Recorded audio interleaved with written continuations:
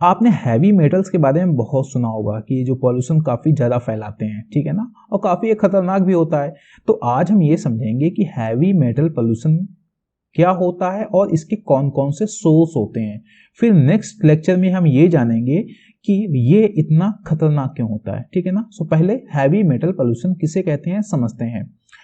तो पहले हम ये समझेंगे व्हाट आर हैवी मेटल्स, भारी धातुएं किसे कहते किसे हैं, ठीक है ना। So heavy metals are group of metallic elements, ठीक है ना, ये धात्विक एलिमेंट्स होते हैं, ठीक है।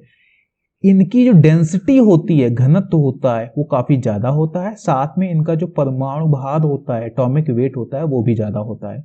उन्हें ही बोलते हैं हैवी मेटल। इसका एग्जांपल लेड बोले तो सीसा, मरकरी, पारा, कैडमियम, आर्सेनिक, क्रोमियम, निकेल, ठीक है ना। ये सारी क्या है, हैवी मेटल्स। अब हम समझते हैं कि ये सोर्सेस, इनके सोर्सेस कहाँ कहाँ से ये बाहर आ सकती हैं और हमारे इन्वायरमेंट को पॉल्यूटेड कर सकती हैं, खराब कर सकती हैं, प्रदूषित कर सकती हैं। सो पहला सोर्स है माइनिंग, बोले तो जो हमारा खनन होता है, ठीक है, धातुओं का जो खनन किया जाता है, और स्मेल्टिंग जो गलाया जाता है, ठीक है ना, धातु प्रगलन उद्योग शायद इसको हिंदी में बोलते हैं, धातु प्रगलन, ठीक है ना, स्मेल्टिंग जो प्रोसेस होता है धातुओं को गलाने का। तो वहां से क्या हो सकता है, हैवी मेटल सामने आ सकती हैं। So mining and smelting activities are major sources of heavy metal pollution. These process release heavy metals such as lead, mercury, cadmium, arsenic into the air, soil and water. अब आप सोच रहे होगे कि आपको माइनिंग के साथ में ये धातुएं याद करनी पड़ेंगी। नहीं याद कीजिए, अगर आपको लिखना पड़े तो आप इतना याद रखिए कि माइनिंग से भारी धातु प्रदूषण होता है, और ये नाम याद रखिएगा, इन्हीं में से एक दो लिख दीजिए यहाँ पर, ठीक है। आगे समझते हैं। अगला सोर्स हमारा है क्या है, इंडस्ट्रियल प्रोसेस। जैसे इंडस्ट्रियल प्रोसेस में मैन्युफैक्चरिंग में, या फिर जो रिफाइनरी होती हैं, ऑयल रिफाइनरी होती हैं, ठीक है ना, या फिर जो केमिकल प्रोडक्शन होते हैं, ऐसे इंडस्ट्रीज से बहुत सारी भारी धातुएं, हैवी मेटल्स रिलीज हो सकती हैं। इसका एग्जांपल समझ लो, प्रोडक्शन ऑफ बैटरीज, जब बैटरियों का प्रोडक्शन किया जाता है तो उससे लेड, कैडमियम वगैरह एयर और वाटर में रिलीज हो सकते हैं। तो दूसरा सोर्स ये हो गया। तीसरा, disposal of e waste, electronic waste. Electronic waste समझते हो ना, ये जो लैपटॉप होता है, मोबाइल होता है, टीवी, फ्रिज, एसी, ये सारे क्या है, हमारे ई वेस्ट है। ओके, तो इसमें बहुत सारे क्या होते हैं, हैवी मेटल्स होते हैं। So electronic waste contains heavy metals such as lead, mercury and cadmium. अगर इनको प्रॉपर्ली डिस्पोज नहीं किया गया, when e waste is not properly dispose, तो क्या होगा, ये मिट्टी में पहुंचेंगे, ये पानी में पहुंचेंगे। अगर आपने ऐसे ही फेंक दिया अपना घर का फ्रिज, कबाड़ वाला आया उसको ले गया कहीं और फेंक दिया, फिर कहीं और फेंक दिया, तो इससे क्या होगा, धीरे धीरे हैवी मेटल्स रिलीज हो जाएंगी, ओके, इन्वायरमेंट में। So these heavy metals can leach into the soil and water, contaminating the environment. Okay, तो ई वेस्ट से भी सामने आ सकते हैं। आगे समझते हैं एग्रीकल्चर प्रैक्टिसेस। आप सोचो खेती करने में कैसे सामने आ सकती हैं, समझाते हैं। आप खेतों में पेस्टिसाइड यूज करते हो, कीटनाशी यूज करते हो, ठीक है ना, आप फर्टिलाइजर यूज करते हो, उर्वरक यूज करते हो, तो होता क्या है कि इससे हैवी जो पोल्यूशन होता है, जो हैवी मेटल्स होते हैं आपके खेतों में पहुंच सकते हैं। क्यों, क्योंकि कुछ फर्टिलाइजर्स में, कुछ पेस्टिसाइड को बनाने में हैवी मेटल्स का प्रयोग होता है, जैसे कि आर्सेनिक, कैडमियम एंड लेड। अगर आप इनका बहुत ज्यादा यूज कर रहे हो तो आपके खेतों में पहुंचेंगी, खेतों में जो भी उगेगा तो उन फसलों में पहुंचेगी, आप जब उसे खाओगे तो आपकी बॉडी में पहुंचेंगी, ठीक है ना। तो इनका जो यूज होता है काफी समझदारी से करना चाहिए।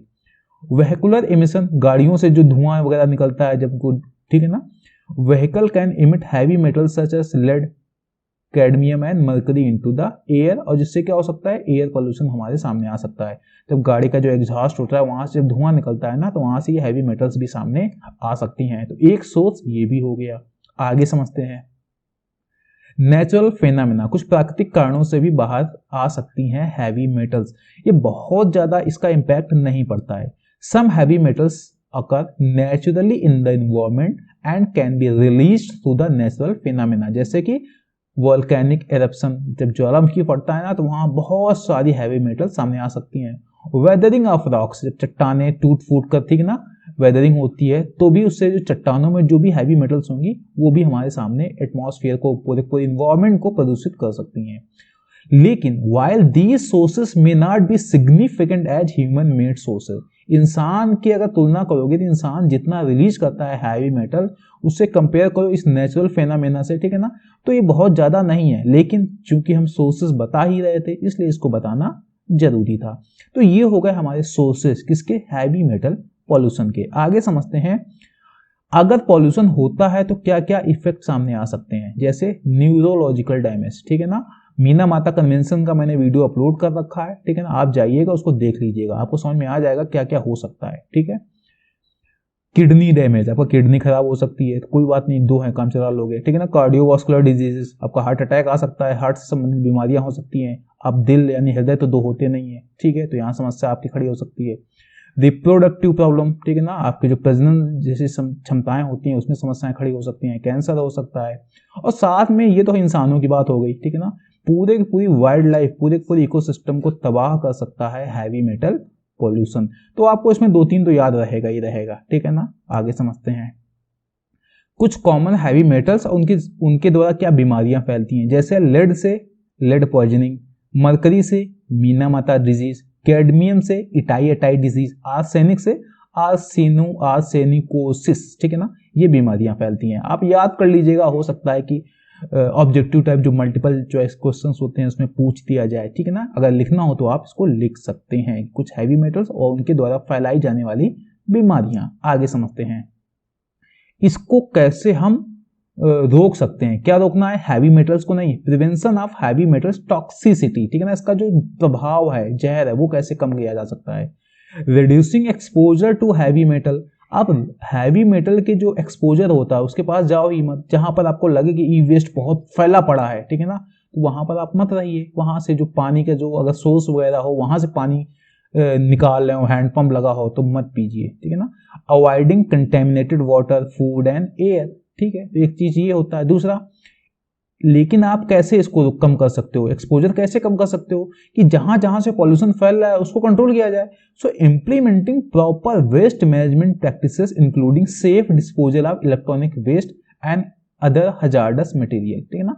जो वेस्ट मैनेजमेंट जो प्रैक्टिस होती है उसको प्रॉपरली इंप्लीमेंट किया जाए, प्रॉपर डिस्पोज किया जाए इलेक्ट्रॉनिक वेस्ट को, ठीक है ना, जिससे क्या होगा, हैवी मेटल पॉल्यूशन कम होगा, ठीक है ना। जब हैवी मेटल पॉल्यूशन कम होगा तो एक्सपोजर भी अपने आप कम हो जाएगा, यानी उसके प्रभाव में भी उसके पास कम ही पहुंचेंगे उस प्रदूषण के। आगे, using personal protective equipment in industries where heavy metals are used, जैसे बहुत सारी इंडस्ट्रीज हैं, जैसे बैटरी प्रोडक्शन हो गया या फिर फर्टिलाइजर प्रोडक्शन हो गया, पेस्टिसाइड प्रोडक्शन हो गया, वहां पर क्या हो रहा है, हैवी मेटल्स यूज हो रही हैं, तो वहां पर जो लोग काम कर रहे हैं उनको प्रोटेक्टिव इक्विपमेंट्स प्रोवाइड किए जाएं। ओके, साथ में regular monitoring of heavy metal level in the environment and enforcing regulation to limit their release. अब जहां जहां पर ऐसा लगता है कि यहाँ पर हैवी मेटल का पॉल्यूशन बढ़ सकता है, उसकी रेगुलर मॉनिटरिंग की जाए, ठीक है ना, और कोशिश की जाए लगातार वो कंट्रोल में रहे, यानी ऐसी इंडस्ट्रीज जहां पर लगी हैं, ठीक है ना, वहां पर इसको प्रॉपर मॉनिटरिंग करनी चाहिए। तो ये थे हमारे स्टेप्स कि कैसे हम प्रिवेंट कर सकते हैं हैवी मेटल